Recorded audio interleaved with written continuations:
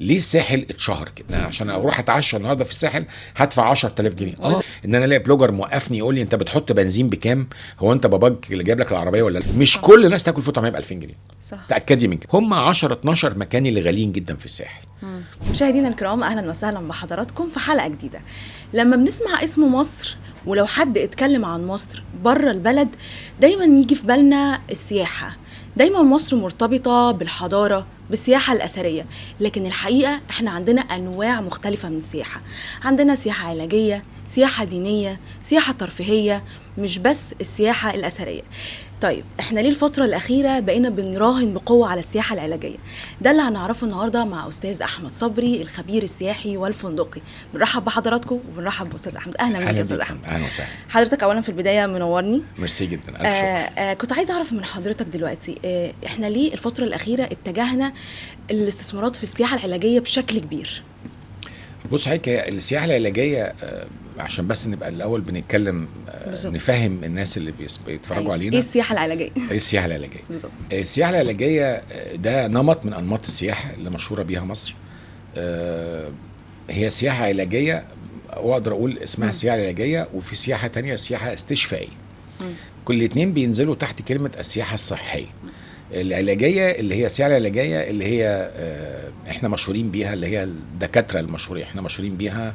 دكاتره عيون شاطره، دكاتره اسنان شاطره، دكاتره كلى شاطره، دكاتره قلب شاطره. فالناس بتيجي عشان تعمل عمليات او تعمل كونسلتيشن وتعمل استشارات مع الدكاتره المشهورين عندنا في المستشفيات الحكوميه والمستشفيات الخاصه. دي ده الشق بتاع السياحه العلاجيه. في ناس بتفتكرهم حاجه واحده، السياحه العلاجيه والسياحه الاستشفائيه دي حاجه واحده. مش في ناس، هي 99% من الناس فاكراهم حاجه واحده. بالظبط، ده حقيقه. انما احنا الحمد لله في مصر ربنا هبانا حاجه مهمه جدا جدا جدا، هي الطبيعه بتاعتنا. الطبيعه مش بقول جبال لا، الطبيعه بقول بحور، بقول انهار، وبقول شمس. دي خلتنا دخلنا في السياحه الاستشفائيه. السياحه الاستشفائيه دي حاجه تانية خالص. الكلاينت او الزبون او السائح اللي جاي علشان يتعالج من امراض عنده، امراض كلها 3/4 امراض مناعيه. اذا كان حاجه زي الصدفيه، حاجه زي الروماتويد المفصلي، الكلام ده كله بيعتمد فيها على الشمس بتاعتنا في مصر، وعلى نسبة الملوحة اللي عندنا في البحور، وعلى الرمال، بيدفن في الرمال، أو على العيون الكبريتية اللي عندنا في المناطق المشهورة بالسياحة الاستشفائية. يعني مصر عندها مقومات قوية جدا للسياحة الاستشفائية. طبعا. ليه بقى ابتدت دلوقتي بقت حاجة مهمة؟ لأن في دول النهاردة مشهورة جدا جدا جدا بالسياحة الاستشفائية والعلاجية، اللي هي زي تركيا وزي الهند. دول مشهورين جدا جدا، وبقى عندهم برسنتج كبيرة قوي من السياح اللي بيجوا لهم بسبب السياحة العلاجية والسياحة الاستشفائية. واحنا في مصر الفترة اللي فاتت الحمد لله فخامة الرئيس ودولة رئيس الوزراء كانوا مهتمين جدا جدا جدا ان هم ينموا هذا القطاع. ودي حاجة مهمة جدا، لان ماشي اهتمامنا بالشواطئ مش هينتهي. زي ما حضرتك عارفة، عندنا شواطئ مش موجودة في العالم كله، عندنا مية مش موجودة في العالم كله، عندنا شمس مش موجودة في العالم صحيح. كله. فالسياحة الشاطئية اللي هي بتمثل 70% تقريبا، 70 ل 75% من نسبة السياح اللي جايين عشان يقعدوا على الشط، جايين يقعدوا في المية، جايين يغطسوا. دي السياحة الشاطئية. الشمس كمان طبعا. السياحة الثقافية تقريبا بنتكلم في حوالي من 15 ل 18%، اللي هم جايين يبصوا طبعا على المتحف المصري الكبير بالافتتاح اللي اتعمل في نوفمبر اللي فات، على القاعة بتاع توت عنخ آمون اللي فتحوها. كل الكلام ده بيمثل حوالي 85%. في 15% تانيين بقى رايحين لأنماط مختلفة جدا من السياحة. السياحة الدينية، سياحة الغوص اللي هي بتخش شوية تحت السياحة الشاطئية، أو سياحة المؤتمرات، السياحة الرياضية، السياحة العلاجية والاستشفائية. كل ده انماط سياحيه جديده داخله جوه المنظومه دلوقتي. وعشان كده الدوله اهتمت بهذا الكلام وعملت الحمد لله، اطلقت المنصه الوطنيه للسياحه الصحيه وسموها السياحه الصحيه. واي فيل يعني انا اي فيل اتس فيري سمارت انها تتسمى كده، لان ما سموهاش السياحه العلاجيه، سموها السياحه الصحيه. لان زي ما قلت لحضرتك تحتها جايه السياحه العلاجيه وجايه تحتها السياحه الاستشفائيه. صح، ده اكيد. ده عامة هو اسم ذكي فعلا ان احنا نخلي الناس تعرف ان في فرق بين السياحة العلاجية او السياحة الاستشفائية، لان زي ما قلت حضرتك كده في البداية الناس فعلا ما كانتش عارفة ان دول مش حاجة واحدة. طبعا. طيب احنا هنا في مصر، او بعد ما حضراتكم اطلقتوا المنصة، ازاي احنا نروج ده ليها في مصر؟ لا بص حضرتك، نروج ليها في مصر، احنا الاول نروج ليها مصر وبره مصر. وبره مصر هو الشطاره ان مظبوط. نروج ليها صح. بره مصر. صح. جوه مصر طبعا دي حاجه متعارف عليها، ان بيتعمل بروموشنز وبيتعمل اعلانات وبيتعمل، لان خلي بال حضرتك هي النهارده المنصه دي عملت ايه؟ المنصه دي النهارده ما بقتش حاجه قطاع خاص، بقت حاجه قطاع عام، فحاجه تبع الحكومه، فما فيش معلومه هتحط فيها غير لما تبقى مؤكده 100%. فالنهارده الحمد لله السايح قاعد في اي حته في الدنيا، قاعد في روسيا، قاعد في المانيا، قاعد في ايطاليا، قاعد في امريكا، قاعد في استراليا، قادر يخش على منصه رقميه تابعه للحكومه المصريه، قادر يخش يشوف المستشفيات والمراكز الطبيه المعتمده خلاص. ودي حاجه مهمه جدا جدا، لان الناس اللي بره دول هو مش عايز يجي يشوف منصه احمد، مش عايز يشوف بالظبط. منصة إسراء، هو عايز يشوف منصة تبع الحكومة، علشان يقدر يتأكد ان هو الخدمة اللي هياخدها دي خدمة معتمدة من الدولة، ومعتمدة من جهات حكومية، ومعتمدة من جهات عالمية. فيقدر النهاردة يخش يشوف البرامج اللي احنا بنعملها، المستشفيات المعتمدة، أسامي الدكاترة كلهم موجودين، احنا عندنا دكاترة عظماء في هذا الموضوع. عارف حضرتك الشركات التأمين بره، لما بتيجي تأمني على نفسك بيبقى في حاجتين دايما بره التأمين، اللي هم العين والأسنان.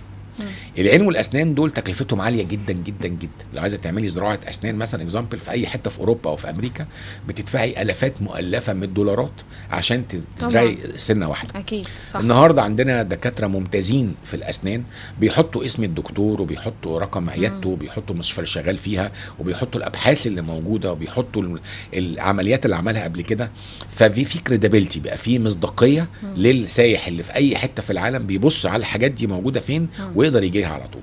ونفس الموضوع دي بقى الحته الجديده اللي هي الاستشفائيه، بيحطوا كل الحاجات اللي هي موجود فيها الاماكن الاستشفاء اللي مصر مشهوره بيها، اذا كان الواحات، اذا كانت سيوه، اذا كانت الداخله والخارجه، الفرافره، سفاجه، اسوان، الفيوم، في حتت احنا مشهورين بيها جدا عندنا، او حلوان، المياه الكبريتيه بتاعت حلوان. صح اكيد. الحتت دي لما الاماكن دي، الاماكن الكتيره دي لما بيتروج لها بشكل صح، بالظبط كده، بيتروج لها بشكل صح. بتعتمد من هيئه الرقابه اللي عملتها طبعا تبع وزاره الصحه برضو، وريبورتنج لرئيس الوزراء مع دوله رئيس الوزراء. فدي حاجه كويسه جدا، دي حاجه هتنمي عندنا الدخل، لان في الاخر احنا يهمنا الناتج المحلي بتاع البلد، ويهمنا عمله صعبه. صح. السياحه النهارده كانت نمره 3. ليه؟ كانت تحويلات المصريين في الخارج كانت نمره 1، اللي هي الحاجات اللي بتجيب عائد بالعمله الصعبه، وبعدين قناه السويس كانت نمره 2، والسياحه كانت نمره 3. النهارده في 2025 السياحه بقت نمره 2، وانا متوقع طبعا 2026 بسبب الظروف الجيوسياسيه اللي حوالينا هتبقى برضو نمره 2 فور شور. لو اهتمينا بقطاع السياحه ان جنرال، انا ما بقولش سياحه علاجيه او سياحه استشفائيه، انا بقول السياحه عامه بشكل عام بالظبط 100%. هنبقى نمره 1، وده الهدف، ده المطلوب، لان دي بتدخل عمله صعبه على طول. عارف حاجه زي ما بتقولي ايه، عندي حصاله أكيد. برمي في الحصاله فلوس على طول، فالفلوس موجوده. طيب انا كنت برضو عايزه اسال حضرتك سؤال بمناسبه الظروف الجيوسياسيه. حضرتك شايف السياحه في مصر دلوقتي بقت عامله ازاي بعد التوترات اللي حصلت في المنطقه خلال الفتره الاخيره؟ بصي، ما صعب قوم عند قوم الفوائد. خلاص. الحمد لله يا رب، الحمد لله يا رب، بسبب الجهود اللي فخامة الرئيس عاملها، وبسبب الأمن والأمان اللي مصر اتشهرت بيه الفترة اللي فاتت، الحمد لله يا رب، ده خلانا الحمد لله ما خسرناش. يعني طبعا ظروف الجيوسياسية، اشغالنا نزل، اشغال فنادقنا نزلت شوية، بس نزلت كام؟ نزلت 10-15%. في دول اتأثرت بنسبة 90 و100%. ده معنى ذلك انه يعني لا الحمد لله ده كده السياحه يعتبر ما تاثرتش اصلا، بس نسبه قليله، عشان الامن والامان. صح، الامن والامان، ربنا يديمها يا رب، وربنا يديمها علينا طبعا ان شاء الله. لان الامن والامان اللي مصر حظيت بيه الفتره اللي فاتت، دي الحاجه من الحاجات اللي زودت عندنا جدا قطاع السياحه، الحمد لله يا رب، وربنا يديمها نعمه ان شاء الله. و2026 انا ان شاء الله بتكلم عن نفسي يعني طبعا على قدي، انا متفائل جدا ان 2026 تبقى سنه كويسه، وان شاء الله انا شايف ان 2027 هتبقى سنه كويسه جدا جدا جدا، وان شاء الله السياحه هتعلى عن التحويلات المصريين من الخارج. طيب نروح بقى للساحل، احنا في موسم الصيف والناس بتتجه في الوقت في الصيف ده في اغلب الوقت للساحل، يعني بقى عشان البحر، عشان الفايبس مثلا، عشان ايا كان مكان. في استثمارات كتير رايحه ناحيه الساحل الشمالي وراس Yes. الحكمه وكده. ده ايه السبب ليه؟ وكمان عايز اعرف ليه الساحل مثلا ما يكملش طول السنه؟ ليه الساحل يفضل في مده الشهور بتاعه الصيف بس؟ بص يعني انا شرم بروحها طول السنه، دهب، الغردقه، ايا كان. بص حضرتك، طبعا دي بسبب عوامل كتير، وجزء منها جزء كبير قوي بيرجع للتور اوبريتورز بره، اللي هم مقدمي الرحلات السياحيه اللي هم من الدول المختلفه. الساحل، ليه الساحل اتشهر كده؟ اولا الساحل، اقول لحضرتك ايه، اجمل بقعه على وجه الارض بدون مبالغه. الميه بتاعته بالرمله بتاعته بالجو بتاعه، شهر انا بقول كمان من شهر 4 وشهر 5 وشهر 6 وشهر 7 وشهر 8 وشهر 9 وشهر 10 احلى جو ممكن تقعدي في اي مكان في الدنيا. احنا بندفع الافات مؤلفه من اليوروهات عشان تطلعي تقعدي في كان لمده اسبوع، ومع ذلك انت النهارده هنا عندك احلى ميه واحلى بيتش موجود. تقريبا من احلى البقاع في العالم، مش عايز اقول احلى، هقول من احلى، one of the best يعني. اوكي. الدوله ما اثرتش في حاجه، يعني عشان ابقى اونست معاكي، الدوله ابقى صريح يعني، الدوله عملت اهم حاجه في الدنيا بتخلي السياحه تمشي ايه؟ ان يبقى في بنيه تحتيه كويسه. بنيه تحتيه يعني مش طرق وكباري بس، بنيه تحتيه طرق وكباري، منتجعات، اماكن خروجات، كل ده اتعمل. العالمين واللي اتعمل في العالمين حاجه يعني هو اتعمل فعلا، بس الفتره يعني Yes. ليه ما بيكملش؟ علشان مقدمي الرحلات اللي بره خلاص الطيارات بتاعتهم محجوزه طول الشتاء لاماكن تانية. انما اول ما هي محتاجه تمتد يعني. هقول لك، اديكي مثل صغير. السائح في 2018 خلاص، او 2019 او 2020 كان بيجي طياره في الاسبوع خلاص، وما كانش بيجي طيارات خالص من دول الخليج. النهارده 2025 بينزل بال 16 17 طياره في اليوم. بتيجي طيارات من الكويت، وطيارات من الامارات، وطيارات من دبي، وطيارات من السعوديه، وطيارات من سلطنه عمان، وطيارات من الاردن.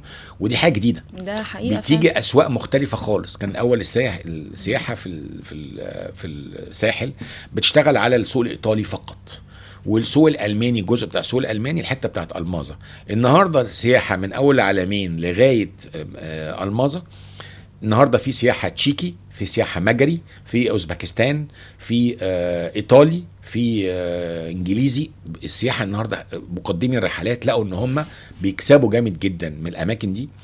المية فيها مختلفة خالص، لأن البحر المتوسط والبحر الأبيض مختلف خالص عن البحر الأحمر، فالمية مختلفة خالص، موج بقى وحاجة تانية خالص، جو تاني، رملة تانية. هي بحر الساحل إنما مختلف. الشتاء الجو، عشان أبقى أونست معاكي، الجو الوحش هو 12/1 شهر 12 وشهر يناير، هو اللي الجو فعلا نوات كتيره، مطر كتير، اللي هم متعودين عليه على فكره. دي حاجه مش جديده يعني. أيوة الصبح طبعا. تبقى الدنيا مطره، الصبح الدنيا شمس، سوري يا رب، الدنيا شمس وكمان 3-4 ساعات بتمطر. ده حقيقه فعلا. اوروبا كده. انا لسه جاي أيوة. من لندن من اسبوعين فاتوا، في عز اللي احنا فيه ده، في الحر ده، الدنيا بتمطر في لندن. فقصدي الناس واخده على الكلام ده، بس هم لازم مقدمي الرحلات يبتدوا يمدوا الرحلات بتاعتهم. السياحة الخليجية بتيجي شهر 7 و8 بس، فالطيارات بتقف من نص 9. لازم تمتد هذا الكلام بالظبط، ده حقيقة. عشان اقدر. الاول كان الساحل الشمالي بيشتغل شهر 7 و8. بس النهارده مش حقيقة. النهارده الساحل الشمالي بيشتغل من شهر 5 نص 5 لغاية اخر شهر 10. وفي بعض المستثمرين المصريين والاخوة من الخليج مدوا افتتاح بتاع محلاتهم والكلام ده كله، مطاعمهم والكلام ده، لغايه اخر شهر 10، واجبروا الناس المستاجرين هم يقعدوا لاخر شهر 10. وده خلى الناس اذا كان من دول الخليج او الكلام ده كله يبتدوا يقعدوا في الساحل لغايه شهر 10. ودي حاجه جديده. يعني بدل 7 و8 كنا شهرين، النهارده بقينا 5، بقينا 6، بقينا 7، بقينا 8، بقينا 9، بقينا 10. عشان المستثمرين يتجهوا اصلا ان هم يستثمروا في الساحل الشمالي بشكل كبير. بالظبط. انما الدوله فتحت جامعات هناك، عملت بيوت بالزبط. عملت بيوت، في بيت ب10 جنيه، وفي بيت ب5 جنيه، وفي بيت ب2 جنيه.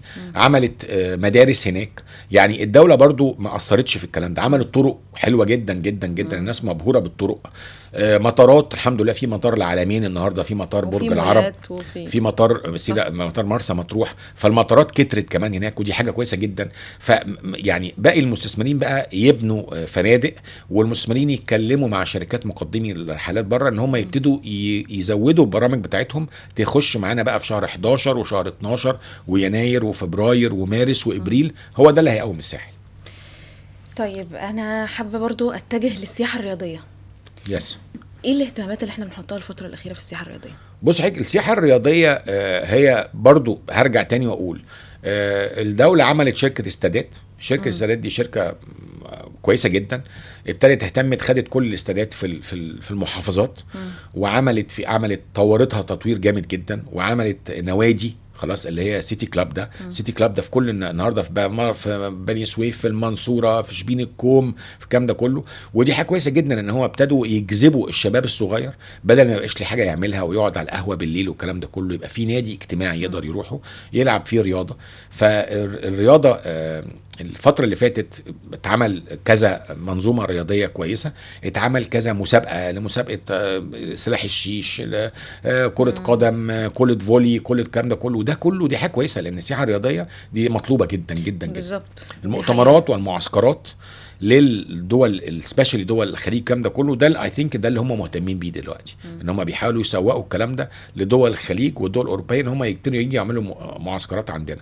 ولازم عشان كان ده موجود يبقى في استادات كويسه، وعشان كده يعني اتعمل ممكن استادات. نشوف بطوله مثلا عالميه معموله في مصر؟ طبعا، ليه لا؟ بتتعمل بطولات في مصر، بتعمل بطوله سكواش في مصر، بتعمل بطوله عالميه للسكواش في مصر. ايوه هي بيحصل، بس انا بحس ان السياحه الرياضيه يمكن مش واخده حقها مقارنه ببقيه السياحه التانية او انواع السياحه التانية. زي اليخوت، سياحه اليخوت. بالزبط. قبل كده كان صاحب اليخت بيطلع عينه عشان ينزل باليخت بيه لغايه يروح بيه مارينا الجونه او مارينا مراسي او مارينا غردقه او مارينا شرم الشيخ، بيقعد بالشهر والشهرين عشان يقعد يبعت. النهارده بقت حاجه الكترونيك، في ساعه وساعتين بيبعت كل حاجه وبياخد الاوكي وبيخش باليخت بتاعه. ما هي التيكس تايم.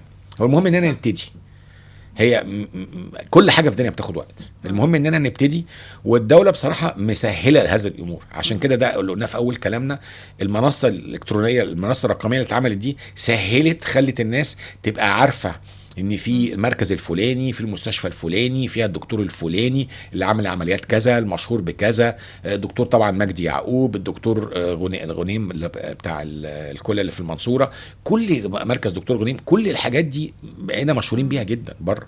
فنفس قصه السياحه العلاجيه هي اللي بتمشي مع سياحه اليخوت، هي اللي بتمشي مع السياحه الرياضيه، زي السياحه الترفيهيه.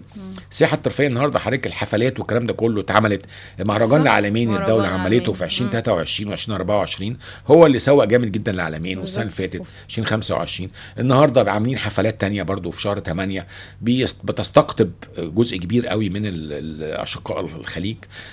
طبعا خلينا بنتكلم كلام دنيا، يعني الظروف الجيوسياسيه مش مساعده قوي ان يجي لنا اعداد كبيره جدا، بس الحمد لله الحمد لله لو هنقارن نفسنا باي دوله حوالينا، احنا الحمد لله يا رب احنا كويسين جدا.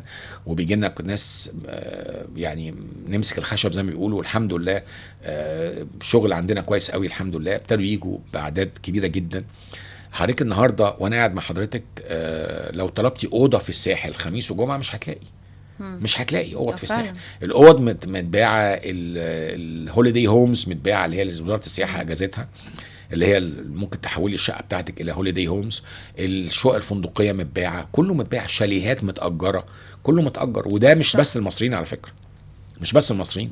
والحته بتاعت الساحل الشرير والساحل الطيب ده، كل ده كلام، كل ده معلش سوري مع احترامي يعني، كل ده كلام. في حاجات انت ممكن تخرجي خروجه ممكن اتعشى انا وحضرتك ب 100 جنيه، خلاص هتعشى ب 200 جنيه مثلا، كل فرد فينا 100 جنيه، اتعشى ب 200 جنيه، ممكن اتعشى ب 2000 جنيه على حسب انت امكانياتك ايه وعايزه ايه. يعني موجود في القاهره برضه بالظبط، في اماكن دي موجوده. طبعا الناس بتبص بس على الحاجات المغالى فيها، يقول لك لا ده السايح، انا عشان اروح اتعشى النهارده في الساحل هدفع 10000 جنيه، وازازه الميه ب 400 جنيه في اماكن كده. وبس في اماكن تانية ازازه الميه ب 50 جنيه، في اماكن تانية ازازه الميه ب 30 جنيه، في اماكن تانية ازازه الميه في ده وفي ده. بس طبعا احنا عشان السوشيال ميديا بتكبر الموضوع، فالاقليه بيبصوا على الحاجات اللي هي ده راكب عربيه كذا، ده لابس مايو مش بثمنه كذا، دي لابسه ماسكه شنطه كذا. للاسف الشديد يعني بنبص على دي النيجاتيف، ده او تسي دي النيجاتيف ماركتنج.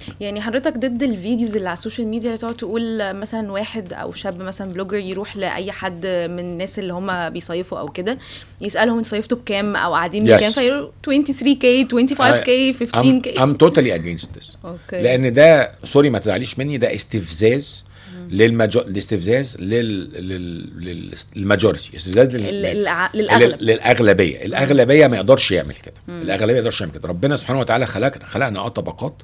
ربنا سبحانه وتعالى مقسم ارزاقنا طبعا الرزق من عند ربنا ولا حيلة في الرزق.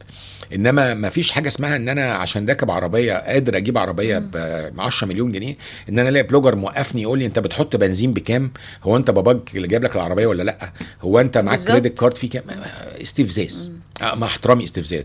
انا مع البلوجرز اللي يخشوا على مطعم حلو يقولوا المطعم هنا الاكل حلو، اللي مش عارف ايه حلو، انما ما يخش يمسك الفاتوره ويقول لي الفاتوره انا فطرت فول وطعميه ودفعت 2000 جنيه. ماشي، ما انا ممكن اكل فول وطعميه ب 200 جنيه وممكن اكل فول طعميه ب 2000 جنيه. مش كل الناس تاكل فول طعميه ب 2000 جنيه. صح. تاكدي من كده. برسنتج قليل جدا.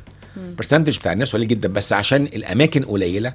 لو بصيتي على الساحل مثلا، لو بنتكلم على الساحل، هم 10 12 مكان اللي غاليين جدا في الساحل. ال 10 12 مكان دول ياخدوا كام واحد؟ لو كل واحد خد 500 نفر، 500 ده بكلمك على الكتير يعني، هياخدوا كام؟ هياخدوا 6000 7000 جست، 7000 زبون. طب وبقيه الناس ال 70000 ولا ال 100000 ولا المليون اللي بيصيفوا بيروحوا فين؟ مع احترامي يعني بيروحوا كل حته. بمناسبة السوشيال ميديا دايما عندها باور قوي، او يمكن في الوقت اللي احنا فيه ده هي يعتبر اقوى باور ممكن تأثر على الناس، وتأثر بالذات على مثلا جينزي الشباب. ازاي ممكن نستخدم السوشيال ميديا في ان احنا نستهدف جذب السياح خارج مصر؟ بص حضرتك، السوشيال ميديا عشان نجيب السياح من خارج مصر لازم نشير الحاجات الإيجابية ولا نشير الحاجات السلبية. خلينا خايفين على بلدنا شوية. لازم أشير الحاجة الإيجابية الحلوة اللي في البلد. ليه بشير الحاجات الوحشة؟ لو شيرت الحاجات الحلوه، كلنا عندنا فولورز وكلنا عندنا، وفي عندنا في مصر بلوجرز مشهورين قوي، وفي عندنا انفلونسر مشهورين قوي. ليه ما شيري الحاجات الحلوه؟ قصدي ان في مجهودات محطوطه عشان نستغل البلوجرز المشهورين او كده، بحيث ان هم يروجوا للسياحه في مصر. طبعا. انت على فكره هو في اشهر من الكلب اللي كان في على الهرم من فوق. دي قصه جباره جدا. في اشهر من الراجل اللي جه، اللي هو الراجل اسمه ايه اللي قاعد يتنطط في ابو طارق والكلام ده كله بتاع الكشري. في احلى من ان الرئيس فخامه الرئيس ياخد محمد بن زايد ويتمشوا في مراسي ويقعدوا على كافيه وياخدوا كوفي؟ ما فيش احلى من كده. دي دايركت ماركتنج اللي هي بتفيد البلد جامد جدا جدا جدا. انما وقفوا، بليز ستوب شيرينج نيجاتيف ثينجز. شير بوزيتيف. شيروا الحاجات البوزيتيف. حطوا حلاوه المطعم، حطوا حلاوه البحر، حطوا حلاوه البيتش. بلاش الحاجات النيجاتيف اللي انتوا بتاخدوها تشيروها. فاكرين بتعملوا ايه يعني؟ وات ار يو دوينج؟ يو ار ديستروينج. الناحيه الثانيه الدوله بتحاول تعمل مجهود جامد جدا، وبتعمل طرق وبتعمل كباري، والمستثمرين بيحطوا فلوس، والبنوك بيدمروا بقى المجهود ده بالسوشيال ميديا. ما ده الحاجه اللي تخلي الواحد اللي عقله هيشت يعني. اخوانا، شير بوزيتيف ثينجز. شير الحاجات الحلوه اللي في البلد عمل فيها حاجات اخر 7 8 10 سنين جامده جدا، كتيره قوي، افتتاحات كتيره قوي. افتتاح متحف الحضارات والمتحف الكبير وتوت عنخ امون، حاجات كتير، اوتيلات كتير قوي اتفتحت، مناطق كتير قوي اتنضفت. في شير بوزيتيف ثينجز، مش دونت شير نيجاتيف ثينجز.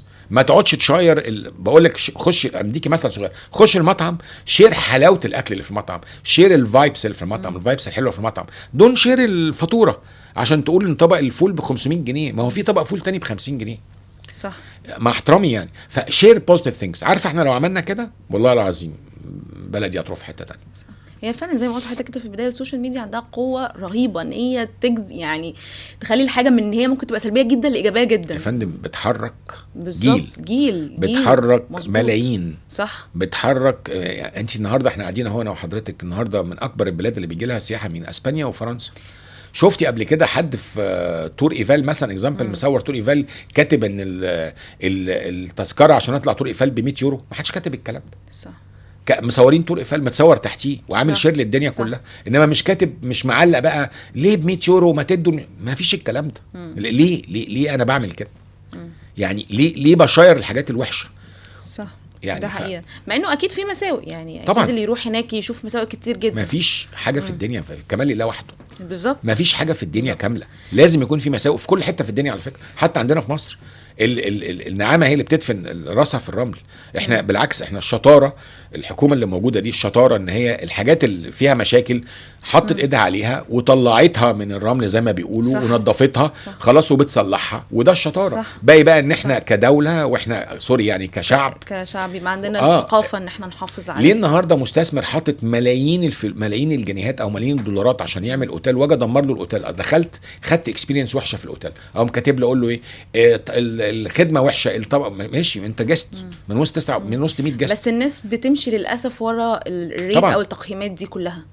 يعني الناس يعني انا عن نفسي اي مكان اروحه، عايزه اروح الاوتيل ده مثلا، بدخل اشوف التقييمات، بس مش بعتمد على تقييم شخص، بعتمد ما على ينفعش. الموضوع ككل. لازم اشوف تقييم 10 اشخاص، الاقي واحد وحش و9 حلوين، اقول لك. انما لو دخلت على حاجه لقيتها 9 وحشين واحده، ما اروحش. يبقى اكيد ماشي. يبقى اكيد المكان فيه انما مشكله. انما ده اللي انا بقوله، ان صح. النيجاتيف ثينجز لا تؤدي الى شيء، وسبيشالي ان احنا مطلوب مننا مجهود جامد جدا وبنعمله بصراحه، يعني عشان حق ربنا بنعمله، كلنا شغالين فيه، وكلنا نفسنا البلد تكبر. وانا بقول لك، وانا قاعد قدامك وبقول لك امنيه حياتي ان السياحه ان شاء الله تبقى العائد الاول، العائد تخش على الناتج المحلي وتبقى نمبر 1، مش نمبر 3 ولا نمبر 2، تبقى نمبر 1 اكتر من العائد، اكتر من تحويلات المصريين بالخارج. تحويلات المصريين بالخارج السنه اللي فاتت عامله 42 مليار، يعني رقم جبار. يعني السياحه عامله كام؟ عامله 19 وحاجه سايح، وعامله 25 مليون. يعني ممكن السنه دي نعمل 30، ممكن نعمل 30 مليون، ممكن نعمل ارقام اعلى بكتير. مصر دوله سياحيه بامتياز. مفيش يعني القاهرة بس لوحدها فيها سياحة، أي حتة في مصر فيها سياحة، سواء مدينة سواء قرى سواء أيا كان، أي حتة في مصر فيها سياحة. ليه؟ عشان هي زي ما قلت لك، هي الحاجات دي صنع في مصر. صح. الحاجات دي اللي بيقدمها جملة مصري. حضرتك صنع في مصر دي أنا هفتكرها طول الوقت. اللي بيقدمها صح. مصري، المنتج مصري، الكرم مصري، البشاشة مصرية. فكل الكلام ده we have to promote this بقى. لازم ناخد الكلام ده نسوق بروموت، وده الدوله بتعمله. الدوله صح. بصراحه يعني حق ربنا، يعني الدوله ما اثرتش في الكلام ده، بتعمل منصات وبتعمل بروموشن وبتحضر معارض ومنظرنا اتغير خالص بره، وحملات وكل حاجه، وحملات تسويقيه جامده جدا، والشركات الشركات بتطلع، وما بقيناش بلد الحمد لله يا رب. كنا الاول بادجت، كنا بلد الاول رخيصه، دلوقتي ما بقيناش بلد رخيصه، بقينا من البلاد الكويسه وسعرها كويس. فطلعنا الحمد لله يا رب. حتى الظروف الجيوسياسيه لما حصلت دي الفتره اللي فاتت 6-7 اشهر اللي فاتوا، الحمد لله الناس ما جريتش بسرعه نزلت سعرها، ما حصلش الكلام ده، لان الناس خلاص فهمت. احنا خلاص صح. احنا اتعلمنا خلاص النزول بالسعر. لو انا النهارده معايا عيلتي ومش حاسس بامان، والله لو ادتني الدوله ببلاش مش فعلا مش هاجي ببلاش. لو ببلاش ده حقيقه. لو شركه طيران ركبتني الطياره وقالت لي روح اقعد في الاوتيل الفلاني 5 ستارز ببلاش، انا حاسس ان البلد مش صح. امان، وممكن اي حد يطلع عليا وعلى اولادي، الكلام ده كله مش هاجي. ده حقيقه. فالحمد لله، عشان قلت حضرتك نمبر 1 الامان. الحمد لله يا رب، الامان اللي حصل ده اللي مخلينا وصلنا اللي احنا فيه. طيب انا برضو في نقطه برضو قبل بس ما انساها عايزه اتكلم فيها مع حضرتك. مقارنه حضرتك قلت لي انك مقارنه بدول بره، لو هنتكلم مثلا هنرجع تاني لموضوع السياحه بس العلاجيه تاني، لو هنتكلم عن السياحه العلاجيه في موضوع حضرتك قلت لي في الهند وتايلاند مثلا وتركيا، فمصر مقارنه بالدول دي وصلت لحد فين؟ لسه مع ان عندنا مقاومات. بصي، تركيا في السياحه العلاجيه بقت اشهر دوله مشهوره بزراعه الشعر مثلا السياحه العلاجيه. الهند داخله شويه ناحيه السياحه الاستشفائيه، لان زي ما قلت لك الاستشفائيه جزء منها سبا، يعني زي نادي صحي ومساج وحاجات كده. الهند شاطرين جدا، بيعملوا حاجه اسمها ايوفيدا. الايوفيدا دي اللي هي بيستعملوا الزيوت والاعشاب الطبيعيه في المساج. يعني احنا ناقصنا كتير عشان مثلا نوصل مش كتير، ناقصنا اننا اول حاجه اتعملت المنصه دي كويسه جدا، هتعرفنا عالميا بشركات التامين وبمنظمات الصحه العالميه. الكلام ده كله هيشوفوا، هيبتدوا يدوروا وشهم كده، يبصوا لمصر، هيبصوا بقى ان عندنا الكلام ده كله، لان في كتير منهم عارف الكلام ده، بس لازم هيبصوا هيشوفوا بقى ان عندنا الكلام ده في سفاجه، هيشوفوا ان عندنا الكلام ده كله، فهيبتدوا يتجهوا الى مصر. انما تقولي لي احنا فين منهم؟ لسه honestly لسه احنا يعني في دول متقدمه عننا في السياحه العلاجيه والاستشفائيه. انما كارلو فيفاري زي في التشيك مثلا اكزامبل، مشهورين جدا. كارلو فيفاري بتتكلمي على 3-4 عيون، احنا عندنا في سيوه بس عين بس. وادي الرجاء 400 عين، يعني ما فيش مقارنه. انما هم عرفوا يستغلوا الحته دي وعرفوا تو بروموت. فاحنا ناو الايام دي بقى هو ده اللي احنا شغالين عليه. احنا نسوق ونروج طبعاً. لده. عايزه اعرف من حضرتك في النهايه نصيحه كده ازاي نطور من سياحه مصر الفتره اللي جايه. بص حضرتك زي ما قلت لك قبل كده، نمبر 1 بروموت بوزيتيف ثينجز، دو نوت بروموت نيجاتيف ثينجز. تسويق لحاجات ايجابيه لازم. نمرة 2 نهتم بالمنتج بتاعنا. المنتج أوكي. بتاعنا مش يعني ان انا المنتج المحلي بتاعنا او الفنادق بتاعتنا او شركات السياحه والكلام ده كله، نهتم بالمنتج، نهتم بالتقديم الخدمه للسائح. أوكي. علشان السائح يحس اننا دوله فعلا هو بيدفع 10 يورو بياخد خدمه تساوي 20 يورو مش 10 يورو. أكيد. دي الشطاره، اننا نقدم خدمه اعلى من الجاست بيدفعه، اعلى من الزبون اللي جاي لنا بيدفعه. دي النصيحة ما فيش غيرها. وطبعا الدولة هتهتم شوية بالكوادر السياحية والفندقية، تفتح معاهد أكتر لتعليم الناس يبقى عندهم خبرة أكتر. دي وطبعا الترويج والكلام ده كله دي مش معتمدة بس على الدولة أكيد، بصراحة، صح. لأن الدولة والمستثمرين والفنادق وأصحاب الشركات هم كلهم شغالين في الكلام ده. اكيد. بنشكر حضرتك ميرسي أوي جدا على البودكاست الممتع جدا ثانك يو بالنسبه لي. ميرسي جدا جدا. حقيقي حضرتك نورتني. أشكرك، ميرسي، شكراً. أشكرك. نشكر ميرسي. حضراتكم كمان على المتابعه. كان معانا النهارده استاذ احمد صبري خبير السياحي الفندقي. ونشكر حضراتكم والى اللقاء في بودكاست جديد.